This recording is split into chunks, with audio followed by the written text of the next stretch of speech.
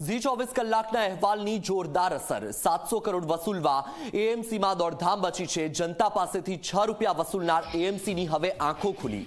AMC 700 crore વસૂલવા હવે જાગી છે। ઝી 24 કલાકના અહેવાલ બાદ એએમસી ઊંઘમાંથી જાગી। ખાનગી સરકારી કંપનીઓ પાસેથી એએમસી વસૂલાત નહોતી કરતી। ખાનગી સરકારી કંપની પાસેથી 700 કરોડ એએમસી વસૂલતી નહોતી। એએમસીએ ખાનગી સરકારી કંપની પાસે 12 વર્ષથી ભાડું નહોતું લીધું। આ મામલે એએમસી કમિશનરે અધિકારીઓ સાથે મહત્વની બેઠક યોજી।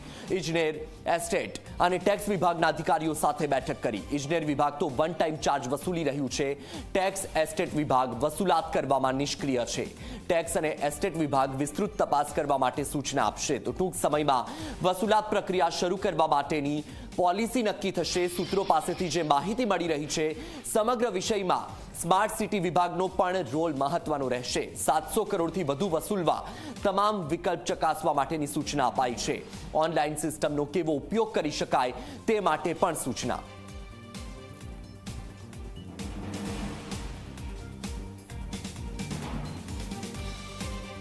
તો આ સમગ્ર મામલે વધુ માહિતી સાથે સંવાદદાતા અર્પણ કાયદાવાલા લાઈવ જોડાઈ ગયા છે।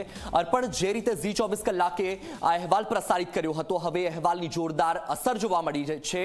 700 કરોડ વસૂલવા માટે હવે એએમસીમાં દોડધામ મચી।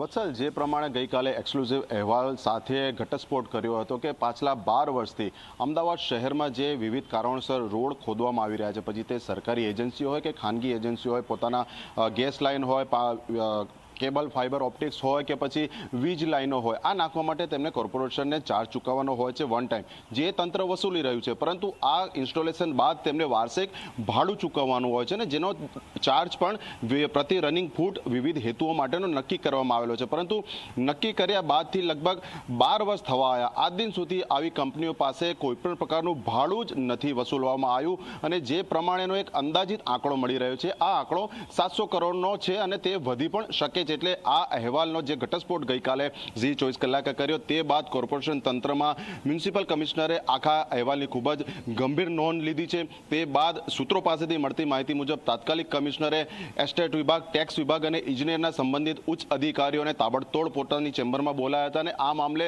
શું વાસ્તવિકતા છે, શું હકીકત છે તે જાણવા તેમને પૂછપરછ કરી હતી। હાલ સામે એ આવી રહ્યું છે કે ઇજનેર વિભાગ રિસ્ટોરેશન ચાર્જ પેટે વન ટાઈમ જે ચાર્જ છે તે વસૂલી રહ્યું છે, પરંતુ ઇન્સ્ટોલેશન કર્યા બાદ આ કંપનીઓ પાસે જે વાર્ષિક ધોરણે ભાડું લેવાનું હોય છે તે વસૂલાત માટે કોઈ જ કામગીરી થતી નથી અને આનામાં તંત્રનો જે એસ્ટેટ વિભાગ અને ટેક્સ વિભાગ છે તેની નિષ્ક્રિયતા જોવા મળી રહી છે। એટલા માટે કે આ બેમાંથી કોની જવાબદારી તે જ નક્કી નથી થઈ શકી 12 વર્ષથી। એટલે આથી ગંભીર મામલો મ્યુનિસિપલ કમિશનરે પોતાના લેવલે ખૂબ જ ગંભીરતાથી લીધો છે। તમામ અધિકારીઓને સ્પષ્ટ આદેશ આપ્યા છે કે આ મામલે તંત્ર પાસે જેટલી પણ માહિતી છે તે રેકોર્ડ ઉપર લાવી પોતાની સમક્ષ રજૂ કરવામાં આવે। સાથે જ એ પણ પોલિસી બની રહી છે કે જે પોલિસી અગાઉ તો બનેલી છે, પરંતુ હવે 12 વર્ષ પછી આ કંપનીઓ પાસેથી કઈ રીતે આટલી મોટી રકમની વસૂલાત કરવી, કઈ રીતે તેનો આખો હિસાબ માંડવો તે માટેની પણ આખી પોલિસી બની રહી છે અને ગણતરીના દિવસોમાં જ તેનો અમલ પણ શરૂ થઈ જશે। સાથે જ વર્તમાન સમય જે સ્માર્ટ ટેકનોલોજીનો છે એટલે કોર્પોરેશનનું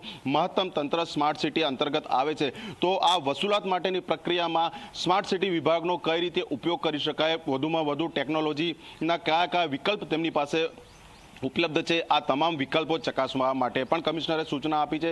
એટલે આજે ભલે સત્તાવાર રજાનો દિવસ છે, પરંતુ તંત્ર હજી પણ આ જ વિષયમાં સતત દોડધામ કરી રહ્યું છે। તમામ અધિકારીઓ ખડે પગે રહી અને આ માહિતી મેળવવામાં લાગ્યા છે। એટલે વહેલામાં વહેલી તકે આગામી સપ્તાહમાં આ મામલે ચોક્કસથી કોઈ નિર્ણય થશે। એટલે સ્વાભાવિક છે, ફરી એકવાર અમે સાંભળીએ તમારી વાત અંતર્ગત ઝી 24 કલાકે જનતાને અસર કરતો આજે સીધો મુદ્દો ઉપાડ્યો છે, કારણ કે માત્ર 6 રૂપિયા બાકી હોય પ્રોપર્ટી ટેક્સનો, તેને વસૂલવા કોર્પોરેશન આ વ્યક્તિઓને નોટિસ આપે છે, સીલિંગ કરે છે, પરંતુ અહીંયા તો 700 કરોડ કરતાં પણ વધુની રકમ બાકી છે, જેને વસૂલવા માટે છેલ્લા 12 વર્ષથી તંત્ર ઘોર નિંદ્રામાં હતું, જેને ઝી 24 કલાકે જગાડ્યું છે, જેની સીધી અસર આગામી એક સપ્તાહમાં સ્પષ્ટ રીતે જોવા મળશે। વત્સલ, બિલકુલથી અર્પણ, જે રીતે તમે પણ કહ્યું કે 700 કરોડની રકમ આશરે થાય છે અને હજુ તપાસમાં આ રકમ વધી પણ શકે, તો જ્યારે કોર્પોરેશન 6 રૂપિયા જેવી સામાન્ય રકમ માટે આમ જનતાને નોટિસ મોકલે છે, તો હવે આટલી મોટી જે રકમ છે, તમે અત્યારે કહ્યું કે પોલિસી બનાવવામાં આવી રહી છે, તો કઈ રીતે આ પૈસા રિકવર કરવામાં આવશે, શું એક્શન પ્લાન બનાવશે, પોલિસીમાં શું ઉમેરવામાં આવશે?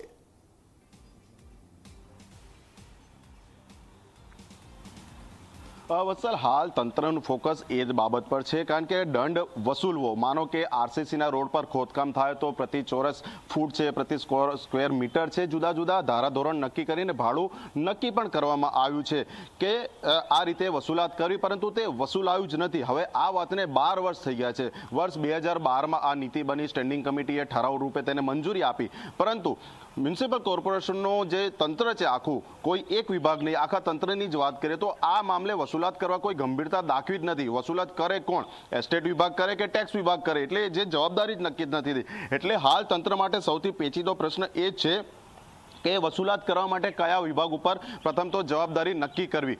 ભૂતકાળમાં ઘણી કંપનીઓ જે છે કે જે ઇન્સ્ટોલેશન કરીને પોતાનું કામ પૂર્ણ પણ કરી ચૂકી છે, તો હવે તેમની પાસેથી રિકવરી કરવાના કયા કયા વિકલ્પ કોર્પોરેશન પાસે છે? માનો કે તેમની સિક્યુરિટી ડિપોઝિટ કોર્પોરેશનમાં જમા હોય તો તેમાંથી બાદ કરવા કે નહીં, અથવા તો વધુ તેમને રિકવરીની નોટિસ આપવી, તો પાછલી અસરથી તેની વસૂલાત કરવી કે કેમ?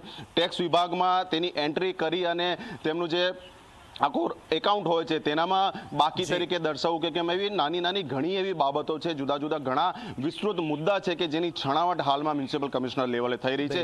આ તમામની એક સ્પષ્ટતા થશે, તે બાદ એક સપ્તાહમાં ચોક્કસ પોલિસી અંતર્ગત આ વસૂલાત પ્રક્રિયા શરૂ કરવામાં આવશે. જી બિલકુલ. અર્પણ, માહિતી સાથે જોડાવા બદલ આભાર. તો હવે જોવું રહ્યું કે